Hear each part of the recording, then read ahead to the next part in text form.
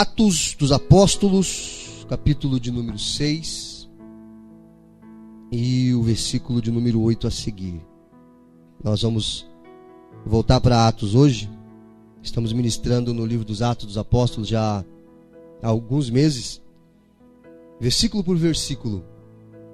E hoje nós vamos continuar então onde paramos na última vez, a partir do versículo 8 do capítulo 6. Nós vamos falar sobre Estevão.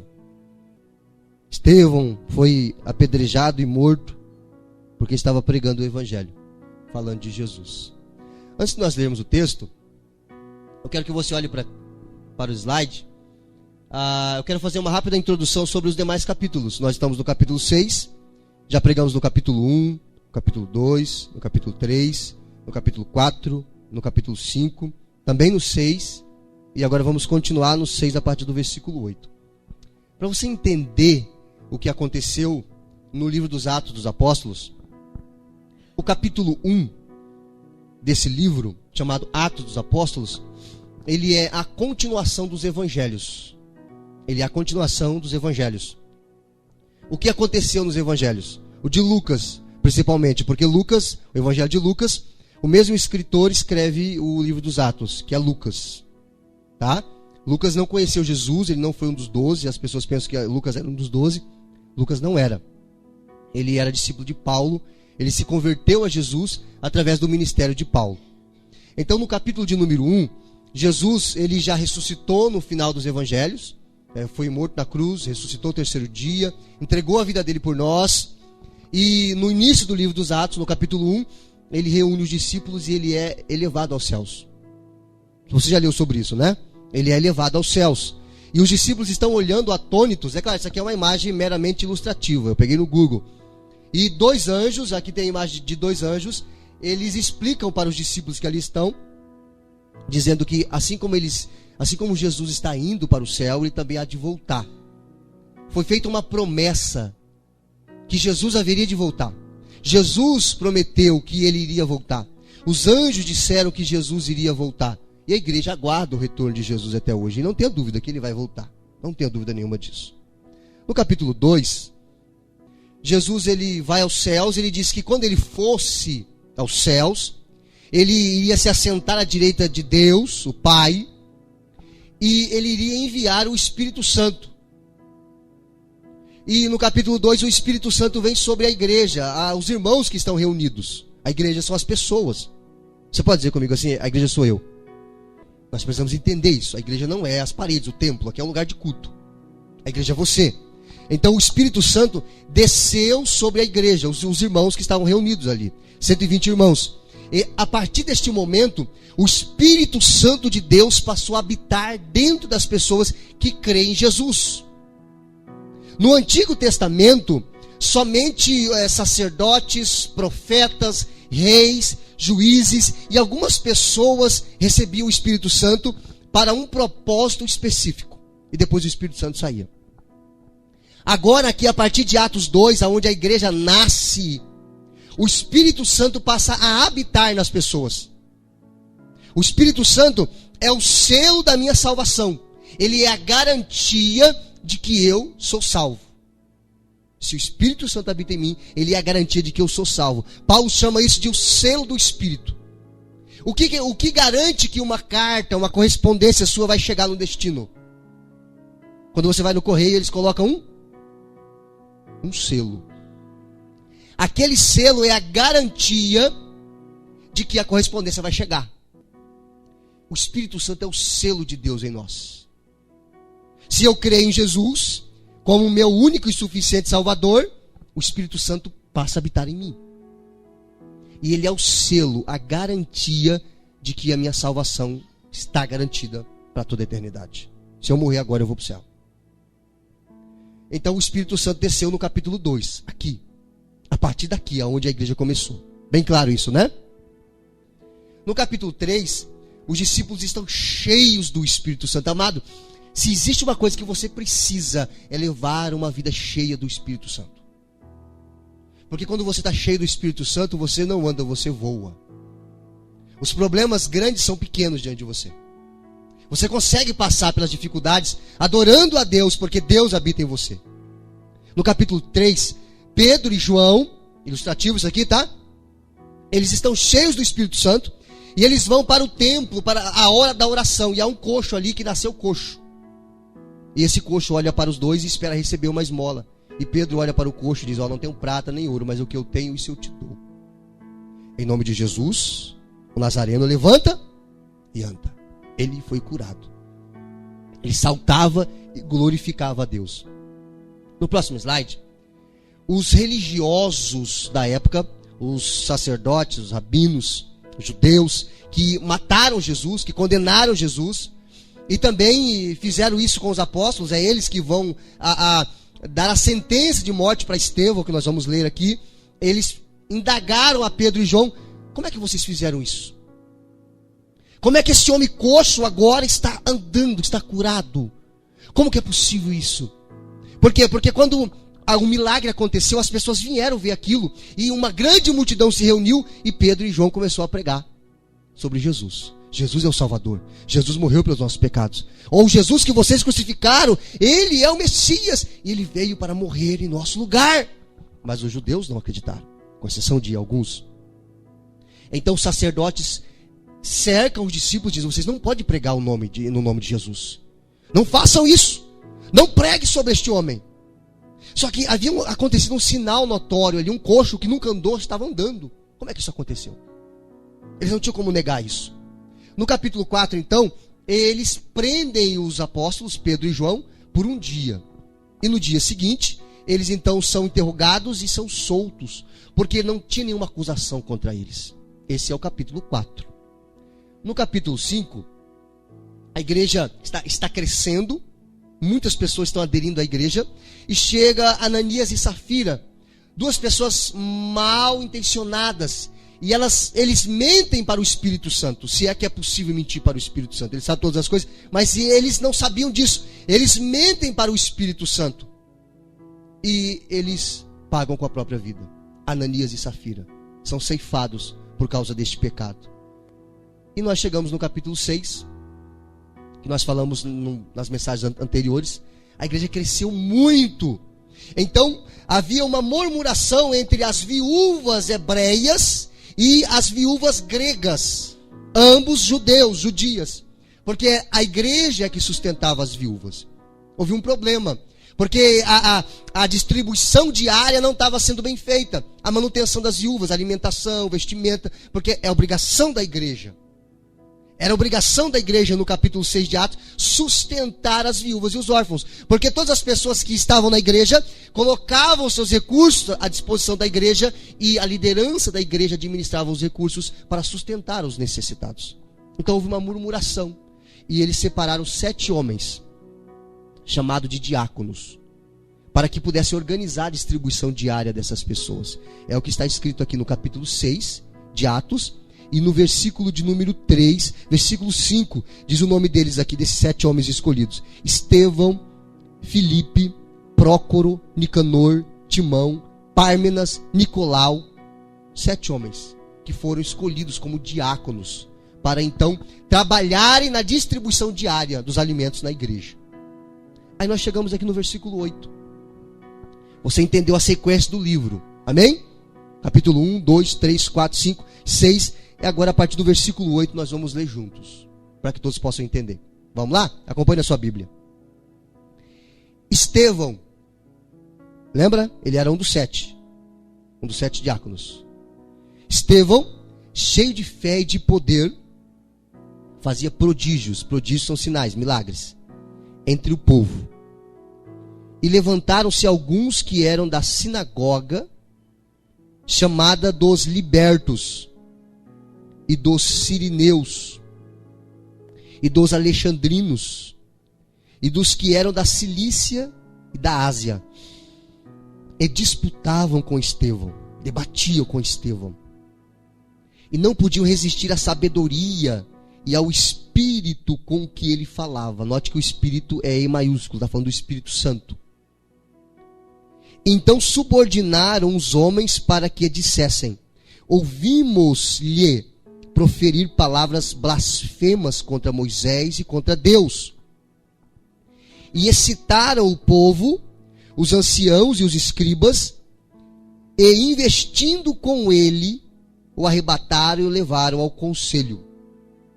E apresentaram falsas testemunhas, que diziam: este homem não cessa de proferir palavras blasfemas contra este santo lugar, que é o templo, e a lei de Moisés.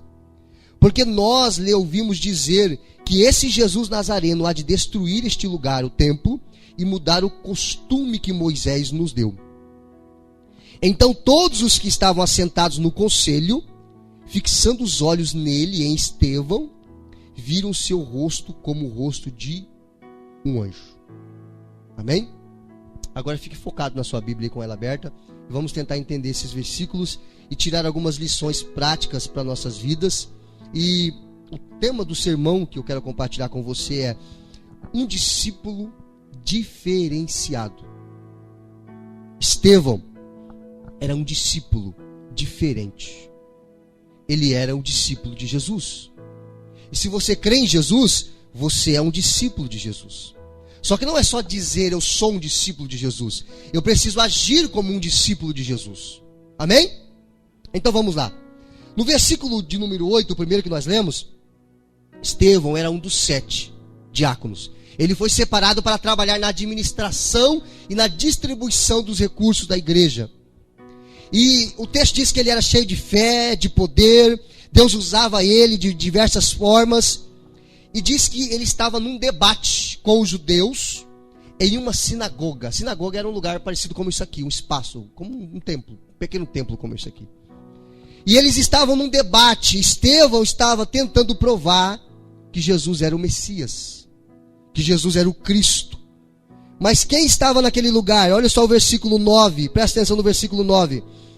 Levantaram-se alguns que eram da sinagoga, o lugar, o templo, um pequeno templo como esse aqui, chamado dos libertos, que de liberto não tinha nada. Dos libertos e dos sirineus, dos alexandrinos, dos que eram da Cilícia, enfim, havia um grupo de pessoas ali que mandavam naquele lugar, que eram os chefes daquele lugar, religiosos. Estavam debatendo com Estevão, dizendo: olha, esse Jesus que foi morto, ele não ressuscitou coisa nenhuma. Ele não é o Messias. Ele não cumpre as profecias para ser o Messias. E Estevão começa a provar pelas Escrituras que Jesus é o Messias. No versículo seguinte, no 10, quem pode ler para mim o 10? Olha só isso. Os que estavam debatendo com ele não podiam resistir à sabedoria e o espírito com que ele falava. Ou seja, ele era um homem que ele sabia o que ele estava falando. Ele estava defendendo Jesus, dizendo que Jesus era o Messias e usando as Escrituras para isso. E ele era tremendamente direcionado e usado pelo Espírito Santo de Deus. Isso faz toda a diferença. Lembra o que eu disse no início? Quando você é guiado pelo Espírito Santo, você tem uma outra vida. A sua vida é diferente.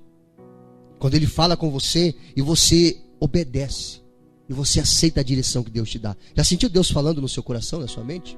E às vezes a gente: não, mas eu vou por aqui que eu acho que é melhor. Como se nós soubéssemos mais do que Deus. O Espírito Santo tentando nos dirigir. É o Espírito Santo tentando nos mostrar que aquele caminho é o melhor. Então Estevão estava cheio do Espírito Santo, conhecimento da palavra, debatendo com aqueles homens, mostrando que Jesus era o Messias.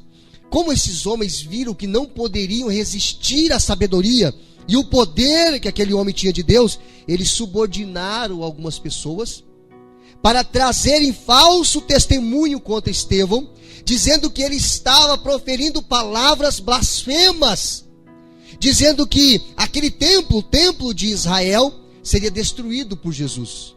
E Jesus iria reconstruir isso em 3 dias. Quando ele disse isso, Jesus falava do seu corpo, o templo do seu corpo, que em 3 dias ele ressuscitou. E eles acusam a Estevão. No versículo de número 15 diz assim, versículo 14, eles dizem: porque nós lhe ouvimos dizer que esse Jesus Nazareno há de destruir este lugar e mudar os costumes que Moisés nos deu. Jesus não veio para mudar, Jesus veio para cumprir a lei de Moisés. Porque você não consegue, nem eu. Jesus veio para cumprir em nosso lugar.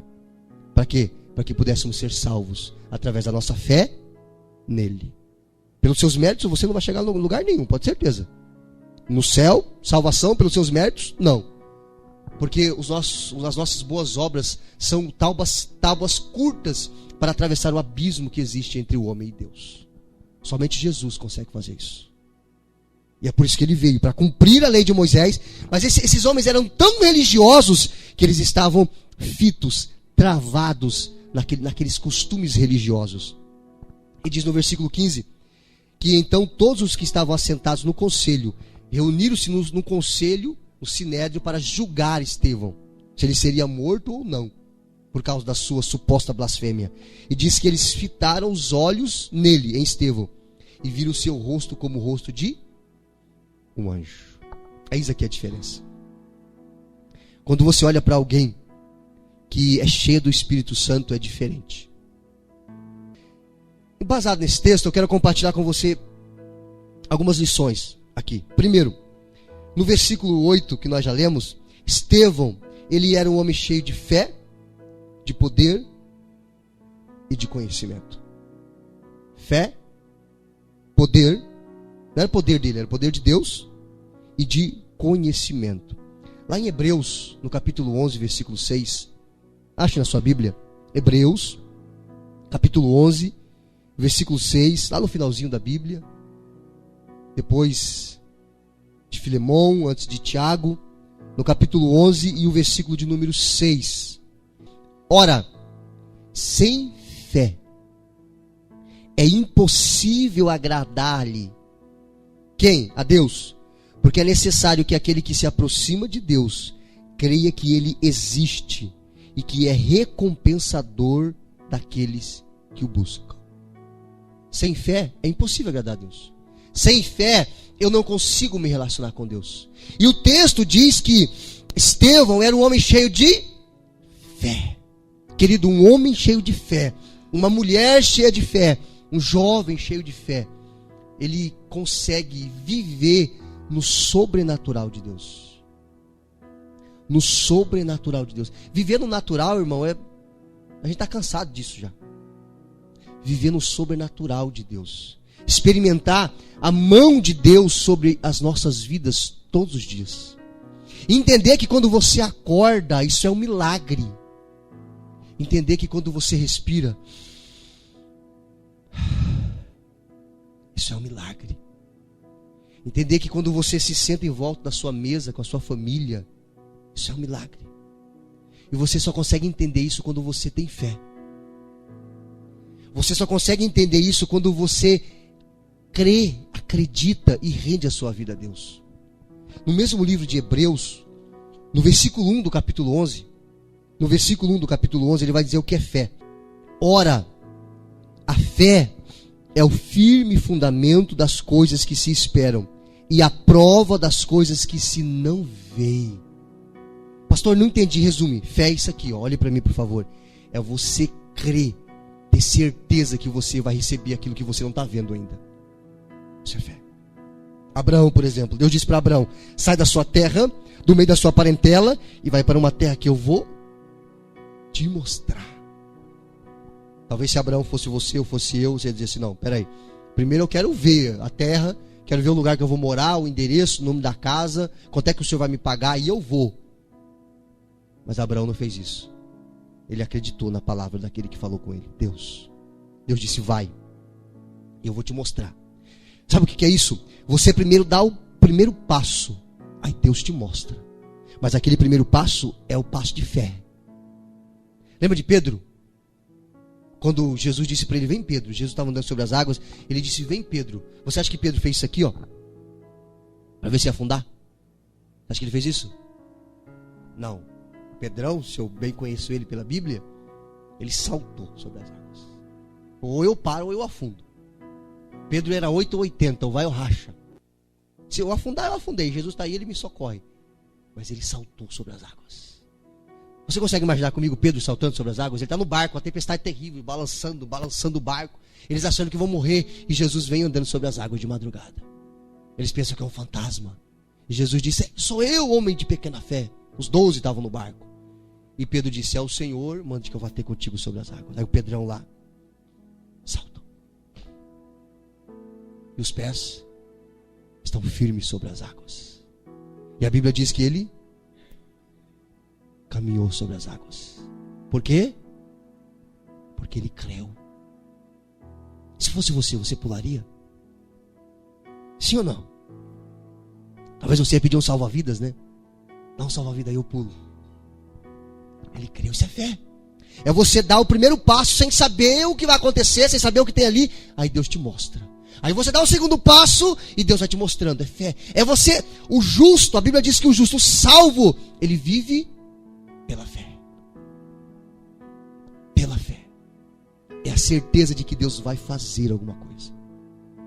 Sabe por que Deus te trouxe aqui hoje? Porque Deus quer que você tenha certeza que Ele vai fazer alguma coisa. Você pode crer nisso? Jesus disse, se você pode crer, tudo é possível ao que crê. Jesus te trouxe aqui hoje. Muitas dificuldades aconteceram para que você não viesse. Você até pensou, não vou conseguir. Mas você veio. Porque Deus quer te ensinar a viver pela fé. A andar pela fé. A acreditar mesmo naquilo que você não está vendo ainda. Porque esse é o nosso relacionamento com Deus. Eu não vejo a Deus. Eu nunca vi a Deus. Você já viu o vento? Quem já viu o vento? A gente não consegue ver. Mas a gente consegue ver o que ele faz. Não consegue? Às vezes ele faz um estrago. Deus é assim. Nós não conseguimos vê-lo, mas nós sentimos. Nós sentimos. Quando o vento está soprando e a árvore está balançando para lá e para cá, você não vê o vento, mas sabe que o vento está agindo dali, porque está soprando.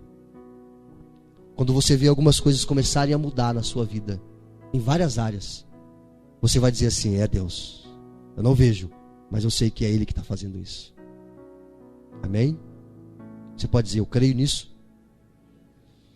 Estevão era um homem cheio de fé e de poder e de conhecimento.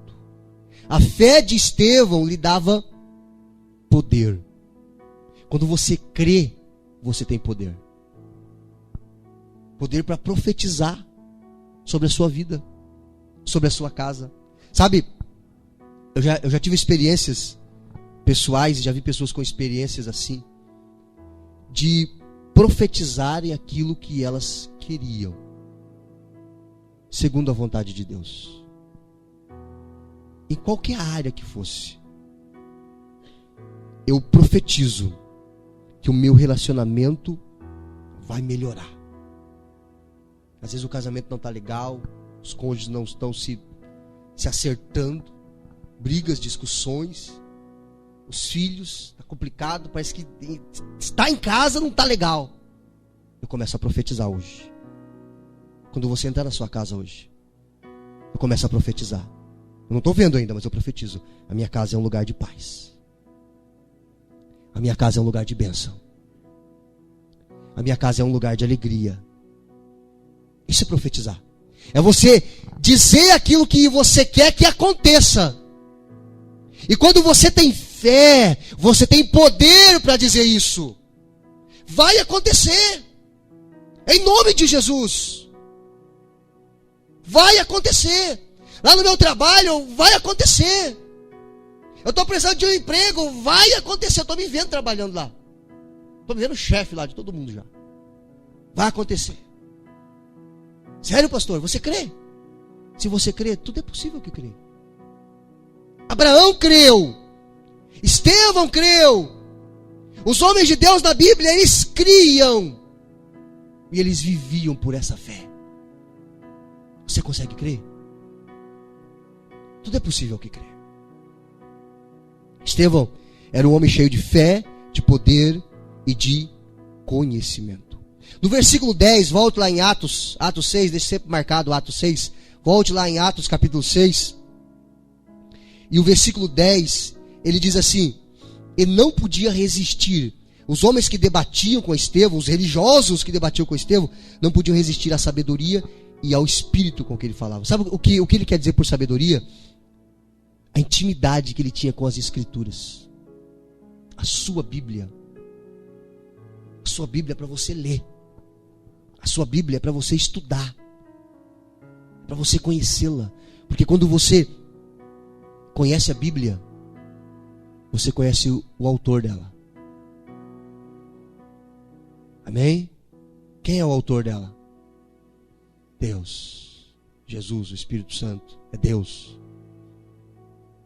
Os homens que escreveram são escritores, 40 escritores diferentes, mas o autor é Deus. Um livro escrito no espaço de 1600 anos, 66 livros diferentes, escrito por 40 escritores diferentes, em 2 continentes diferentes, 1600 anos desde que o primeiro começou a ser escrito até que o último terminou. Os escritores não se conheceram, eles não combinaram, mas é um livro coeso, não se contradiz, harmônico. Isso é sobrenatural. Quando você conhece a Bíblia, você passa a conhecer o próprio Deus.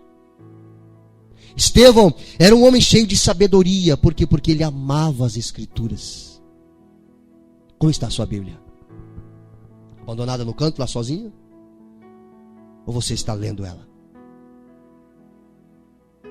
Ou você está estudando ela? Eu quero conhecer a Deus, pastor, pela Bíblia. É aqui que você vai conhecer a Deus. Pela palavra. Você vai entender que Ele é soberano, que Ele é poderoso, que Ele é onipotente, onisciente, onipresente. Ele é justo, Ele é santo, Ele é reto. Ele é chamado de Elohim, de El Shaddai, Adonai, Jeová Sabaote, Tsiniqueno, Adonai. Os nomes, os títulos que a Bíblia dá para Deus. Você vai conhecê-lo pelas Escrituras. Estevão era um homem que tinha um conhecimento profundo das Escrituras. Por isso esses homens não podiam resistir a ele. Sabe aquelas pessoas que acreditam num monte de coisa? Dizem, você tem que fazer isso aqui para dar certo. Aí a pessoa vai lá e faz. Aí a outra, não, aquela está errado. Você tem que fazer isso aqui. Aí a pessoa vai lá e faz. Você tem que pagar tanto aqui. A pessoa vai lá e paga. Não, você tem que andar de joelho daqui até lá. A Bíblia é simples. É crer e procurar conhecer o Senhor através da palavra. Você não precisa fazer mandinga. Você não precisa correr para lá e para cá. Você não precisa pedir ajuda espiritual para quem não pode te ajudar. Uma miscelânea de espiritualidade. Deus é a segurança que eu preciso através da palavra. Aqui não tem engano. A Bíblia nos orienta corretamente. Eu posso errar com você, porque eu sou homem. Mas Deus, através da Bíblia, Ele não erra. Ele sempre vai acertar. Amém? Segundo ponto que eu encontro aqui na vida de Estevão, no versículo 9. Atente para o versículo 9 do capítulo 6 de Atos. Estevão chama a atenção da cidade. O que está escrito aqui no versículo 9? Olha só. E levantaram-se alguns que eram da sinagoga. Aí vai dizer quem que eles eram aqui. Ou seja, pessoas de influência na cidade que ele estava. Por quê? Por que que Estevão ele chamou a atenção daquelas pessoas? Porque ele era um homem cheio de Deus. Estevão chama a atenção daquelas pessoas. Os membros da sinagoga que Estevão enfrentava, eles estavam debatiam com Estevão. E por que você acha que Estevão chamou a atenção dessas pessoas da cidade que ali estavam? Se reuniu um número grande de pessoas para ver o debate. E como os religiosos não queriam perder, eles subordinaram pessoas para mentir sobre Estevão. Sabe? Quando você é cheio do Espírito Santo, quando você é cheio de Deus, quando você passa a conhecer a Deus pela palavra, você não tem nem ideia do número de pessoas que você chama a atenção. Porque as pessoas olham para você e veem algo diferente. Sabe o que é isso? Deus. E sabe o que as pessoas fazem? Procuram você, porque sabe que de você vem uma palavra segura. Porque sabe que de você vem uma palavra de orientação. Por quê? Porque o Espírito Santo está em você. Porque Deus habita em você. Estevão, ele chama a atenção daquelas pessoas. Por quê? Porque ele tinha algo diferente. Eu não sei se vocês notaram já. As pessoas, o mundo, parece que vai tudo para a mesma direção. E a Bíblia fala sobre isso. Como se fosse uma correnteza. As pessoas vão tudo que a gente vê os famosos fazendo, a gente quer fazer. Não é verdade? A gente vê o Neymar pintando o cabelo de loiro, a gente quer pintar o cabelo de loiro. A gente vê o Ronaldinho, o fenômeno é da minha época, da sua também, com certeza, deixar aquele tupete horrível aqui na frente, na Copa lá de 2002. Aí os piazinhos tudo usam aquele tupete esquisito na frente. Bota uma roupa na moda, tá na moda. A gente bota a roupa da moda. O calçado da moda, às vezes A mulher lá tem 50 pares de calçado em casa, não sabe nem o que vai usar, ela viu, tá na moda. Às vezes o que ela tem lá, os 50 que ela tem é mais bonito do que aquele que está na moda, mas ela quer o que está na moda. Por que está na moda? Aí o cara lá cheio de... Ele vê uma camiseta na moda, está na moda, o boné está na moda. Você já notou quem que dita a nossa vida? A gente come o que está na moda, a gente veste o que está na moda, a gente vai para onde está na moda. Está todo mundo indo para lá, eu também vou. Não é assim que a gente faz? É como se fosse uma correnteza e todo mundo vai para aquela direção. Por que eu tenho que ser igual a todo mundo? Estevão era diferente. Estevão era diferente. Você, seja sincero com você mesmo. Existem muitas coisas que nós fazemos, não porque gostamos, mas porque queremos ser aceitos. Existem muitas coisas que nós fazemos, não porque gostamos, mas porque queremos ser aceitos. Se eu não fizer isso, aquele grupo não me aceita. Se eu não comer o que eles comem, se eu não vestir o que eles vestem, se eu não beber o que eles bebem, se eu não rir do que eles riem, se eu não falar o que eles falam, eles não me aceitam. Então eu sou excluído. Eu nunca gostei daquilo, mas eu quero ser aceito. Por que você precisa disso? Você tem que ser diferente. Sabe aquelas pessoas que ousam ser diferente? Eu quero ser diferente. Está na moda a roupa preta, eu vou usar a cor de rosa. Está na moda a cor de rosa, eu vou usar o azul. Para ser diferente. Para que ser igual a todo mundo? Estevão era diferente. É isso que o mundo precisa. Ele precisa de pessoas diferentes. Discípulo diferenciado. Você já notou que as pessoas todas dizem, eu creio em Deus. Ah, sim, Deus. Ah, sim, eu creio em Deus. Ah, Deus é tudo para mim. Legal. Será que é mesmo? Ele está em primeiro lugar na sua vida? Deus, Ele quer o primeiro lugar. Você viu que existem muitas coisas que a gente fala da boca para fora, a gente faz para ser aceito? Deus quer um relacionamento. Deus quer um relacionamento com você. Ah, eu vou na igreja. Por que as pessoas vão na igreja? Vir na igreja é fácil. Ser a igreja é outra história. Você é a igreja. E você veio num espaço de culto onde a igreja batista se reúne. Mas aqui é um espaço de culto, você é a igreja. E a igreja precisa estar na sua casa porque você está lá. A igreja precisa estar no seu trabalho porque você está lá. É lá que você tem que ser igreja. Eu já contei essa história aqui, um menininho chegou no pastor e falou, pastor, criancinha. O pastor disse, fala meu filho. Ele disse, pastor, posso convidar meu pai e minha mãe para vir morar na igreja? Aí o pastor disse, mas por quê? Ah, porque o papai e a mamãe na igreja são tão bonzinhos. Eles não se xingam, não se mordem, as panelas não voam. Mas lá em casa, as panelas estão tudo amassadas. Dá uma olhada na cabeça do papai, você vê que tem um galo desse tamanho assim. O menininho queria morar na igreja. Porque na igreja, eu sou o Senhor Josias. Mas em casa, as panelas criadas. As vassouras saem voando sem bruxa. E é uma tribulação. Né? Você é a igreja. Na sua casa tem que ter paz. É lá que você precisa ser diferente. Estevão chamou a atenção daquelas pessoas. Por quê? Porque ele era diferente. O que você quer? O que você quer para a sua vida daqui para frente? De que maneira você quer que os seus filhos olhem para você e dizem assim, eu quero ser como meu pai? Cabra porreta. Esposo igual a ele, não tem. A minha mãe é doidinha por ele porque ele é o melhor homem do mundo. Eu quero ser como meu pai. Será que os meus filhos podem falar isso de mim? A minha mãe é uma mulher exemplar. Fiel, mãezona, amorosa. Só ouço palavras de bênção da boca dela. Quero ser igual a ela. Acho que esse é o maior privilégio para um pai e uma mãe ouvir, não é verdade? Mas não é uma realidade na vida de todos. A gente ouve, infelizmente, uma grande maioria dizendo, não quero ser como meu pai. Não quero ser como a minha mãe. Não quero que o meu futuro casamento seja como o casamento dos meus pais. Pastor, o que eu faço para começar a mudar? Hã? Olhem para mim aqui, ó. Se renda. Para de ficar lutando com as suas forças. Não adianta, sozinho você não vai conseguir. Eu até tentei. Há 11 anos atrás eu tentava, do meu jeito. Mas um dia eu olhei, ouvi uma palavra, entreguei minha vida para Jesus. A partir de hoje eu sou discípulo de Jesus.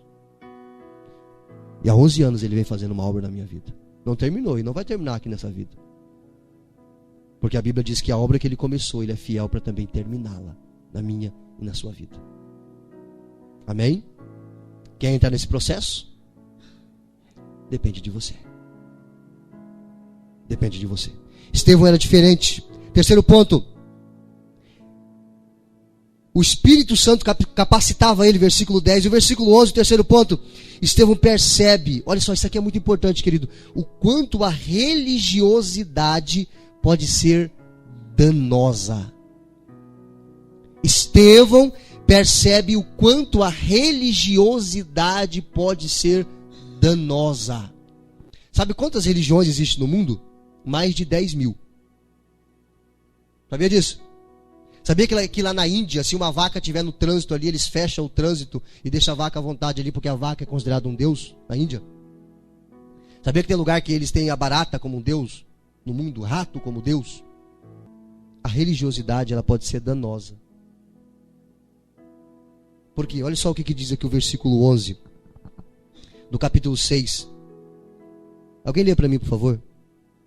Eles decidiram subornar alguns homens, os religiosos, para que eles mentissem, dizendo que eles ouviram Estevão proferir palavras blasfemas contra Moisés e contra Deus. Mas sabe quem eram esses homens? Olha só, quem eram esses homens? Versículo 9. Eles eram os chefes da sinagoga, religiosos. Os libertos, alexandrinos, da Cilícia, Ásia.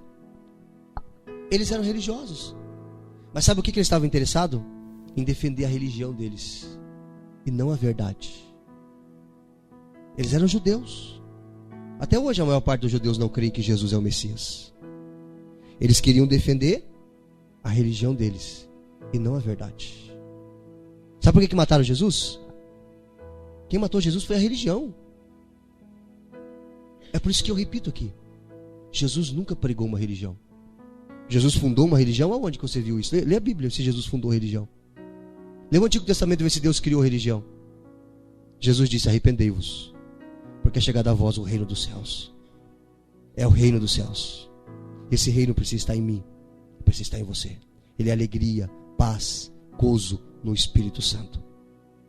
Não é uma religião. Jesus nunca foi a intenção de Jesus. Sabe por que os sacerdotes mataram Jesus? Porque eles não tinham a autoridade que Jesus tinha. Porque Jesus era o Filho de Deus. Eles decidiram matar Jesus porque toda a nação de Israel iria se voltar para Jesus e iriam esquecer os religiosos, os rabinos, os sacerdotes. Então eles decidiram matar Jesus. Leia os evangelhos. É melhor matar ele para acabar com esse negócio aqui. Religiosos. A religião, ela pode ser danosa e perigosa. Deus não te convida a ser religioso, sabia disso? Talvez isso possa soar estranho para você. Deus não te convida a ser religioso. O cristianismo não deveria ser uma religião, mas um estilo de vida. O cristianismo deveria ser um estilo de vida. Porque sabe o que o religioso faz? O religioso bate cartão. Fui na igreja esse ano. Fiz a minha parte. Bati o cartão. O discípulo de Jesus, o que leva o cristianismo como estilo de vida, ele vem porque tem prazer. Ele vem porque tem prazer. Ah, eu vou porque é bom. Eu vou porque eu entendo. Eu vou porque Deus me toca. É bom estar. Esse é o discípulo. O religioso diz: não, eu vou porque eu quero que o pastor me veja. Ah, o pastor me viu. Opa, legal, agora eu posso ir embora. Segunda-feira está começando aí. Não. O discípulo, ele vai: eu vou porque eu sei que Deus me vê. Não vai me ver, ele me vê. Porque eu sou a igreja. Essa é a diferença do religioso para o discípulo. Esses homens eram religiosos, e além de matarem Jesus, eles matam Estevão, e eles vão matar todos os apóstolos, com exceção de João. Quem matou eles? A religião. Tanto o judaísmo, quanto aquilo que os romanos acreditavam. Por causa daquilo mataram também os discípulos. Por isso eu te dou um conselho: cuidado com a religião. Não seja religioso. Quando alguém te perguntar qual é a sua religião, você diz: eu tenho o cristianismo como estilo de vida. Eu não vejo como uma religião. Vai dar um nó na cabeça de muitos, porque aquela mente religiosa. Eu sou cristão, só que o cristianismo para mim é um estilo de vida. Eu sou membro da Igreja Batista, eu frequento a Igreja Batista, eu sou adepto da Igreja Batista. Por quê? Porque eu gosto, eu ensino a palavra. Eles não ensinam uma religião. Terminando, quarto ponto: esses homens ainda aqui, eles fizeram o mesmo com Estevão que eles fizeram com Jesus. Vamos ver, eu vou te mostrar na Bíblia, para você não dizer que eu falei e não mostrei na Bíblia. Mateus 26, versículo 59. Vai na sua Bíblia lá, o primeiro livro do Novo Testamento, o Evangelho de Mateus. Olha só, quero que você leia junto comigo, para você ver o perigo da religião. Ora, os príncipes dos sacerdotes, os líderes religiosos, e os anciãos, líderes religiosos, todo o conselho sinédrio buscavam falso testemunho contra Jesus. Você viu que a tática é a mesma?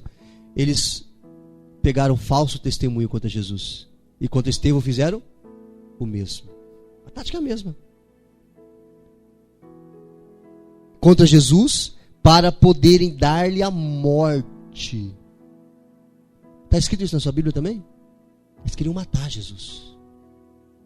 O problema era a religião. Jesus não foi morto por outra coisa. Ele não veio para instituir uma religião. Ele foi morto pela religião. Você consegue entender isso, querido? Você consegue conceber isso? Aí ele continua, versículo 60. E não achavam, apesar de se apresentarem muitas testemunhas falsas, mas por fim chegaram duas. E disseram: este diz, ou seja, se Jesus diz, eu posso derribar o templo de Deus e reedificá-lo em 3 dias. Versículo 62. E levantando o seu sumo sacerdote, disse-lhe: não responde coisa alguma ao que estão depondo contra você? O sacerdote falou para Jesus. Jesus, porém, guardava silêncio. E insistindo o sumo sacerdote, disse-lhe: conjuro-te pelo Deus vivo, que nos diga se você é o Cristo, o Filho de Deus. Disse-lhe Jesus: tu disseste. Digo-vos, porém, que vereis em breve o Filho do Homem assentado à direita do Todo-Poderoso e vindo sobre as nuvens do céu. Então o sumo sacerdote rasgou as suas vestes como sinal de blasfêmia, dizendo: blasfemou! Para que precisamos ainda de testemunha? Eis que bem ouvistes agora a sua blasfêmia. Que vos parece? E eles responderam e disseram: é réu de morte. Então cuspiram no rosto de Jesus, deram socos em Jesus, esbofetearam Jesus e diziam: profetiza, quem é que te bateu? Quem fez isso com Jesus, irmãos? A religião judaica, os religiosos. E agora eles estão fazendo o mesmo com Estevão. O poder da influência religiosa agora é usado contra Estevão. O poder da influência religiosa é usado contra Estevão para matá-lo, assim como fizeram com Jesus. Por isso eu repito: tenha o cristianismo como estilo de vida.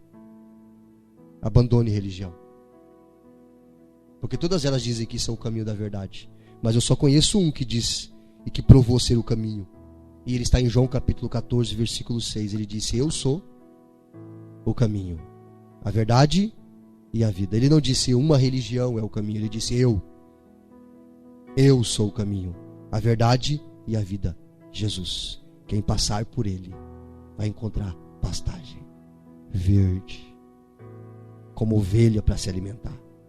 É tudo que você e eu precisamos. Jesus. Quarto ponto, versículo 13, lá em Atos 6, volta lá. Versículo 13. Estevão é acusado injustamente pelos religiosos, falsos testemunhas, enfim, no versículo 13 vai falar sobre isso. Tudo começou por um questionamento acerca do que ele ensinava. Ei, Estevão, o que é que você está ensinando? Eu estou ensinando sobre Jesus. Ele morreu, ressuscitou, subiu ao céu, está sentado à direita do Deus Todo-Poderoso. É isso que eu prego. É isso que eu estou pregando, sobre Jesus. É essa que é a minha pregação. E essa tem que ser a minha pregação. Jesus. De quem eu falo? O que faz me encher a boca quando falo? tem que ser Jesus. Você já viu que tem gente que defende o seu time com unha e dente? Tem gente que até bate por causa do time. É aquelas porradarias que sai quando tem clássico. Aí lá em São Paulo, principalmente, eu sou palmeirense. Meu time é líder do campeonato, diga-se de passagem, muito obrigado. E o maior rival dele é o Corinthians. Você já viu quando dá Corinthians e Palmeiras lá em São Paulo? Se rebentam por causa do time. Eu capaz que eu vou fazer isso. Os caras estão ganhando lá 100 mil por mês e eu vou ficar brigando por causa deles? Eu não. Aí quando falam mal do meu Jesus, eu fico tranquilo. Do meu time, ninguém fala. Se falar, eu meto a mão na orelha. Mas de Jesus? Jesus se defende. Não é verdade? Não, do meu Jesus não. Eu defendo ele. Se é que ele precisa da minha defesa. Mas como discípulo dele, eu defendo o meu Salvador. Defendo o meu time também. Gosto muito dele, mas não debato. Mas quem morreu por mim foi Jesus. Quem deu a sua vida por mim foi Jesus. E eu preciso amá-lo e defendê-lo mais do que eu defendo o meu time. Amém? Tem gente que se mata pelo seu time. Morre pelo seu time. Mas eu creio em Deus de todo o meu coração. Mas Deus só não mexe com o meu time. Precisamos ter o Senhor em primeiro lugar em nossas vidas. A mensagem de Estevão era Jesus, Jesus, Jesus, Jesus e Jesus. A boca fala o que o coração está cheio. O que tem no meu coração? O que é que tem no seu coração? É Deus? Então vai fluir Deus. Sabe quando você pega um copo de água como esse aqui? E você sacode ele? Se eu sacudir ele bem forte, o que vai acontecer aqui? A água vai sair para fora. Porque o que tem aqui dentro é água. Só vai sair o que tem aqui dentro. Quando você abre a boca para falar, só vai sair o que tem dentro de você, dentro do seu coração. Se aí dentro tem palavras ranzinzas, palavras de maldição, falta de perdão, palavrões terríveis que às vezes o filho cresce ouvindo o pai e a mãe falar. Se é isso que tem dentro de você, isso vai sair para fora. Agora, se você é cheio de Deus, é inevitável. Quando você abre a boca, vai sair Deus. Palavras de bênção. Palavras de vitória. 1 Timóteo capítulo 2, não precisa abrir. Capítulo 2, versículo 5. Ele diz assim, há um só Deus. Paulo diz. E um só mediador. O que é isso? Alguém que leva o homem até Deus. Aí ele diz, Jesus Cristo. Homem. Existe um abismo entre Deus e os homens. Só Jesus consegue me levar até Deus. Ninguém mais. Nenhuma religião, nenhum pastor, nenhum líder de coisa nenhuma.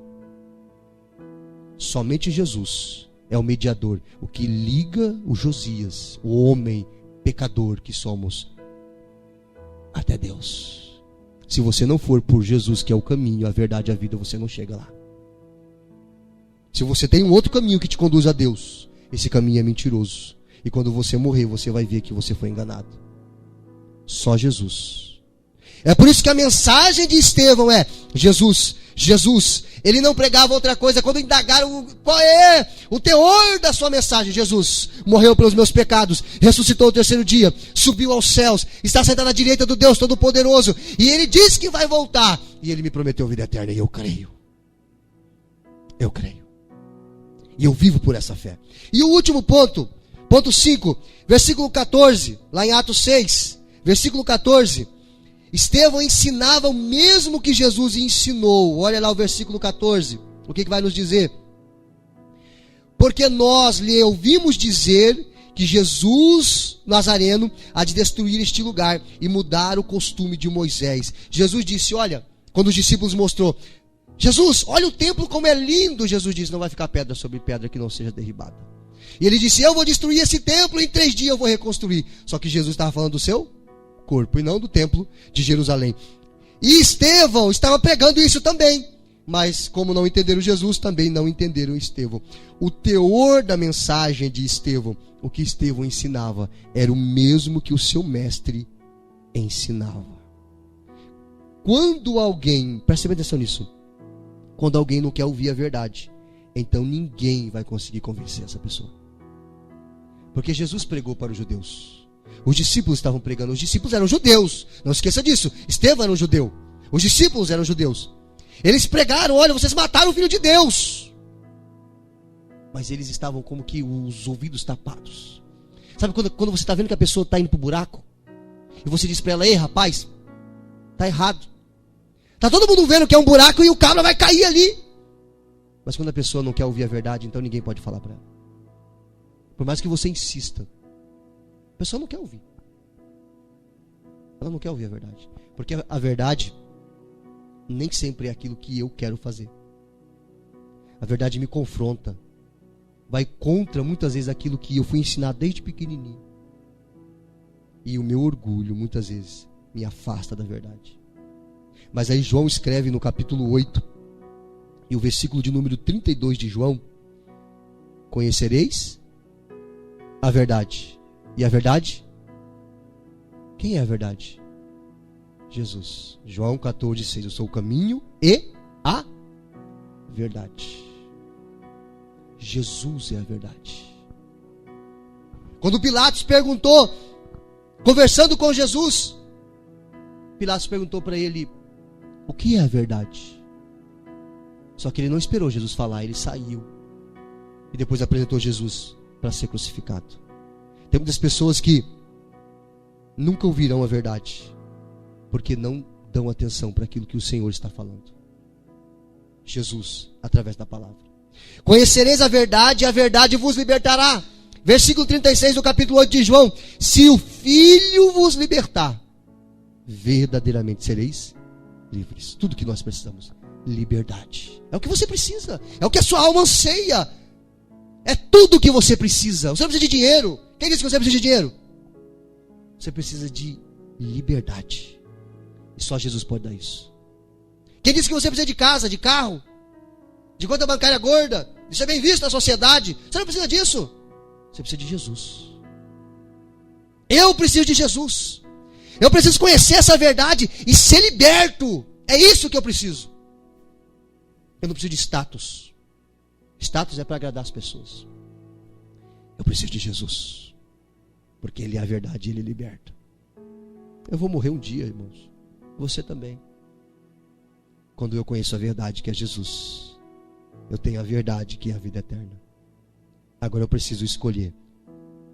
Eu quero a verdade, eu quero agradar ao Senhor, eu quero servir ao Senhor, ou eu quero a minha suposta verdade, fazer o que as pessoas querem que eu faça, ser igual a todo mundo, ir na correnteza. Todo mundo faz isso, eu faço isso. Já viu quantas vezes as pessoas falam de Deus por dia? Você já viu o que acontece quando você está numa rodinha de amigos, no futebol, no trabalho, ou lugar que seja, e você fala Deus, Jesus, Bíblia? Todo mundo corre. Igreja. Por quê? Pergunte para você mesmo por quê. Por que as pessoas fazem isso? Por que é tão difícil se aproximar de Deus? Existe uma luta espiritual muito grande para que não conheçamos a verdade. E o diabo usa diversas coisas, inclusive pessoas, para que eu não conheça a verdade. O que você precisa é se render. O que eu preciso é me render. Após as acusações, o Sinédrio vai ouvir Estevão agora. O versículo de número 15. Atos, vai lá em Atos 6, e o versículo 15. Depois de todas essas acusações, como é que você estaria? Tremendo? Preocupado? Meu Deus do céu, vão me matar apedrejado. Estão me acusando, porque eu falei de Jesus. E eles, versículo 15. Como é que está o Estevão?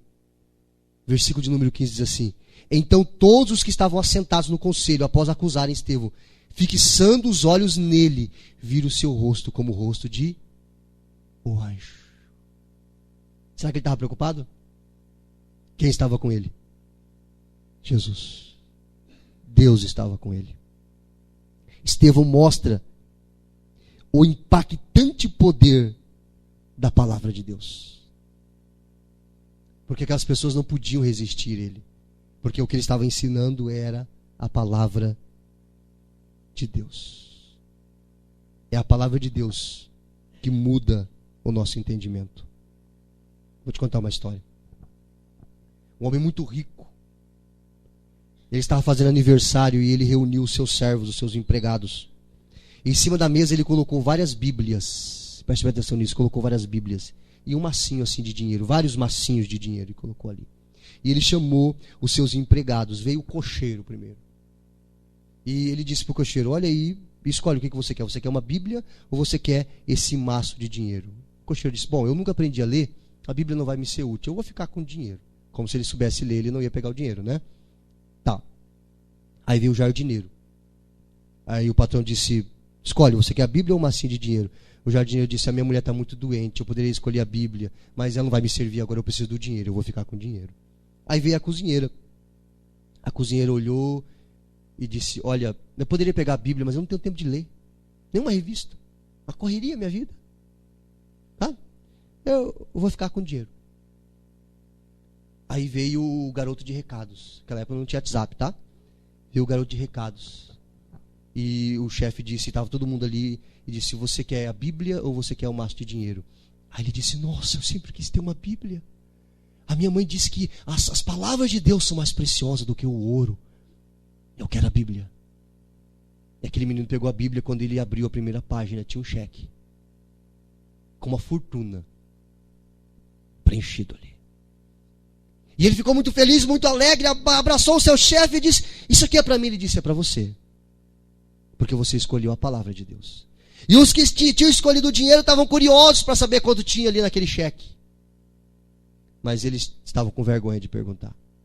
Porque eles escolheram um macinho de dinheiro assim que a gente gasta ali na esquina.